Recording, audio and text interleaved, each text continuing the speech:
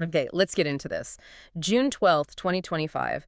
It started as just another Thursday in Ahmedabad, Gujarat, but it became a day nobody there or really around the world will ever forget for just the worst possible reason. Yeah, absolutely horrific. We're talking about Air India Flight AI171. It was a Boeing 7870 Dreamliner heading for London Gatwick. It crashed literally minutes after taking off from Sardar Vallabhbhai Patel International Airport. Just moments. Minutes, that's the thing that gets me, not, hours into the flight. Right. Right after takeoff. And with 242 people on board, 230 passengers, 12 crew, and it didn't just crash somewhere remote, it came down right in a packed residential area. Yeah. The devastation, it's just staggering to think about. It really is. And look, the immediate question everyone asks is, what on earth happened? So we've gathered the information, the sources available on this, and that's what we're here to do today, unpack it together. We want to walk you through the details, what we know about the timeline, the impact, and what this means.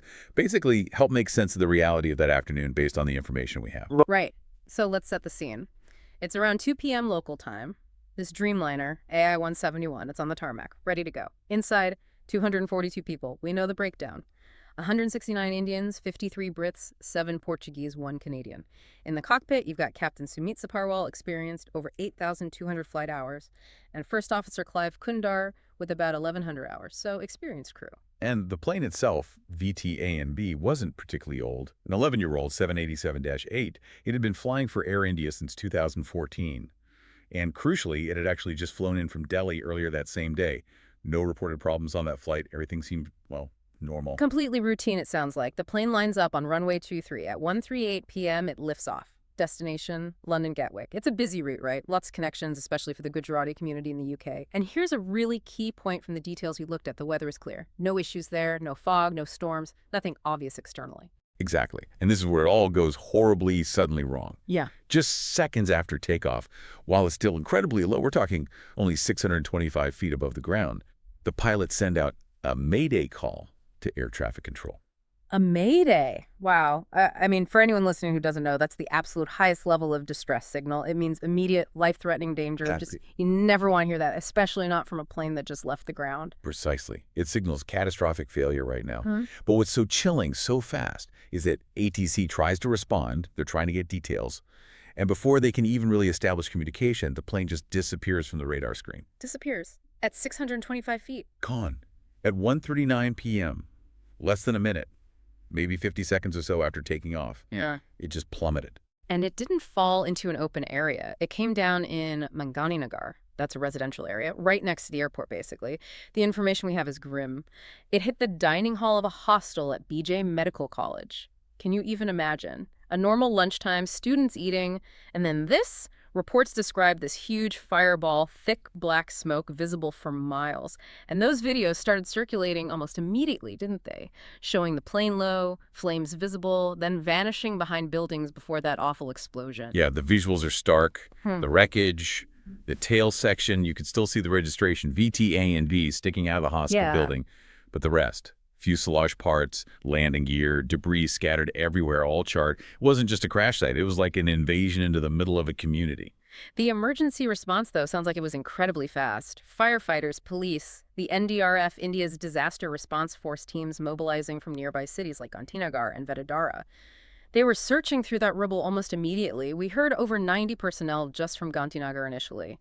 Yes, but the initial assessments were bleak. Ahmedabad's police commissioner, G.S. Malik, stated early on they believed there were no survivors from the aircraft. Given the impacts force, that seemed horribly likely. But then, against all odds, there was someone. One survivor. Incredible, isn't it?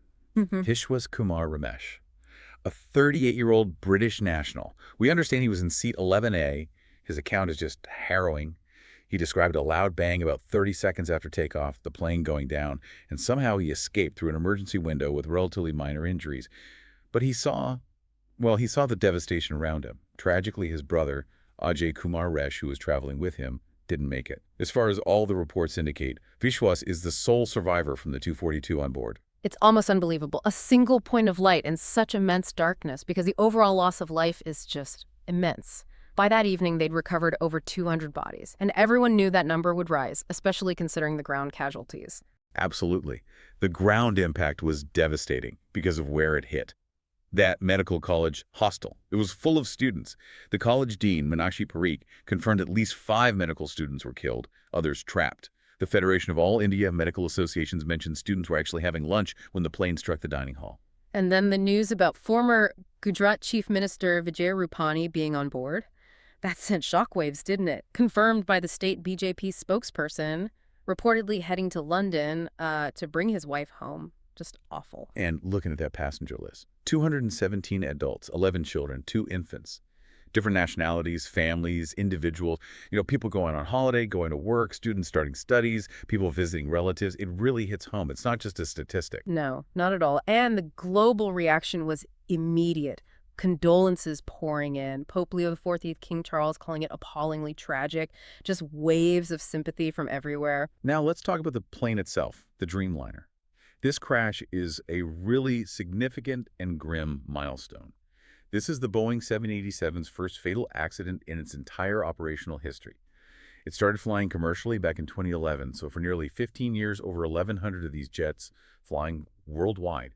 They had a perfect safety record in terms of fatalities. It was really seen as, the pinnacle of modern, reliable aviation. Right, Boeing's flagship wide body, known for its composite materials, fuel efficiency, passenger comfort, all that innovation. So for this plane to be involved in its first fatal crash, and such a catastrophic one, it's huge. It really changes the narrative. And it's also a major event in the context of Indian aviation history. With 242 people on board, plus the casualties on the ground, this looks like it could be the deadliest single aircraft accident in India, potentially surpassing that Air India crash off Bombay back in '78, which killed 213. The only bigger air disaster connected to India was that horrific mid-air collision in 1996 over Charkhi Dadri, with 349 lives lost. So this accident ranks among the absolute worst the country has ever experienced. In the immediate aftermath, the focus shifted to rescue, recovery, and grimly identification. Over 100 bodies taken to hospitals, DNA testing centers set up very quickly, a necessary but just unbelievably difficult process for the families. The government response was also very quick. Prime Minister Modi called it heartbreaking beyond words. He directed the Civil Aviation Minister, Ram Mohan Naidu, to ensure all possible support. Minister Naidu confirmed they were on highest alert. Gujarat's Chief Minister, Bhupendra Patel, ordered a green corridor for emergency vehicles, and Union Home Minister Amit Shah pledged central government help. And international help was offered right away, too. The UK's AAI, their Air Accidents Investigation Branch, offered support, which makes sense with 53 British citizens involved.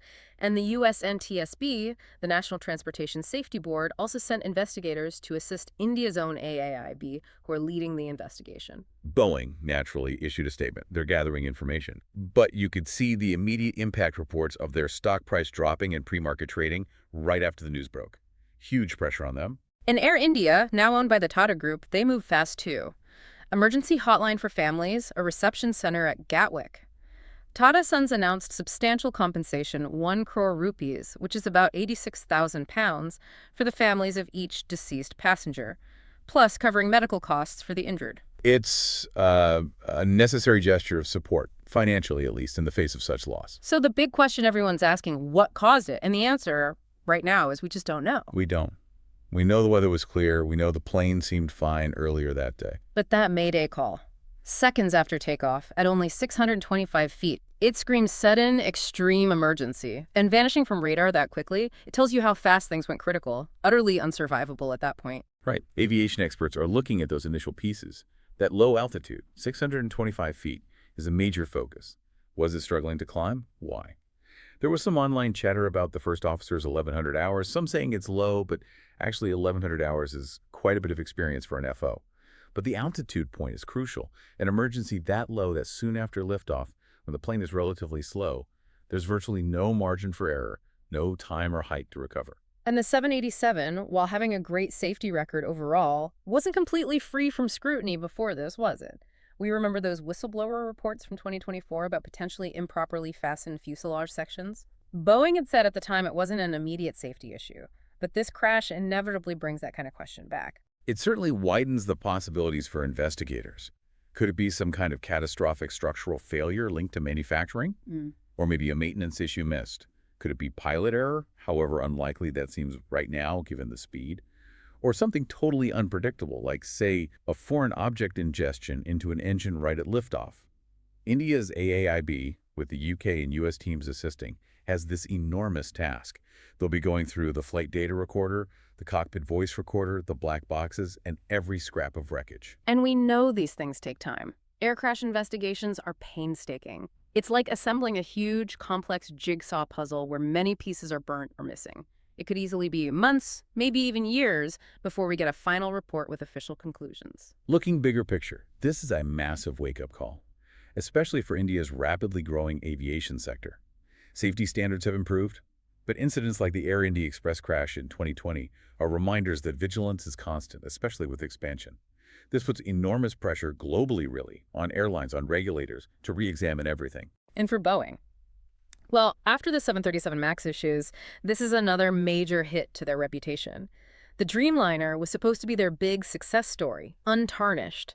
Now it's under this intense, unwelcome spotlight. You see it in the immediate online reactions. Absolutely. And for Air India itself, undergoing this big transformation under Tata ownership, this is a profound challenge. You can be sure their maintenance procedures, pilot training, everything will be under the microscope during this investigation. Beyond all the technical aspects, though, it's the human stories that really stick with you. That sole survivor, Vishwas Ramesh, the medical students in their dining hall, the former chief minister, all the families represented on that passenger list. Yeah, the outpouring of grief from global leaders to the local community in Ahmedabad. Yeah. It shows how deeply this resonates. Those eyewitness accounts, hearing a loud noise, seeing smoke, the chaos, the neighbors gathering outside Mr. Rupani's home. It paints such a vivid picture of the local shock and sorrow. So Ahmedabad's airport started resuming some operations, but the city and honestly the aviation world is still reeling, still mourning.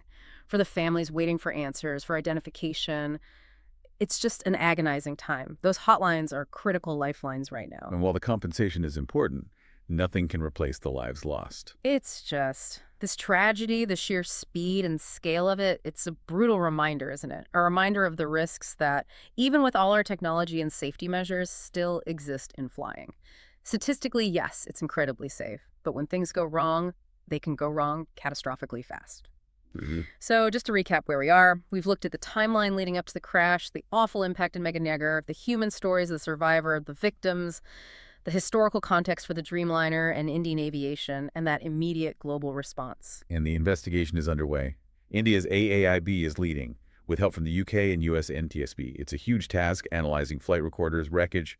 As we said, answers won't be quick. It'll take months, maybe years. It's just a stark reminder of how fragile life is, how quickly things change. Our sources really highlighted the agony of the families waiting for news and the support systems trying to help them through it. And the broader ripples, you know. Yeah. A wake-up call for aviation safety globally. Pressure on airlines, regulators, and definitely intense scrutiny on Boeing and the Dreamliner's reputation. So here's something to maybe think about as this investigation unfolds.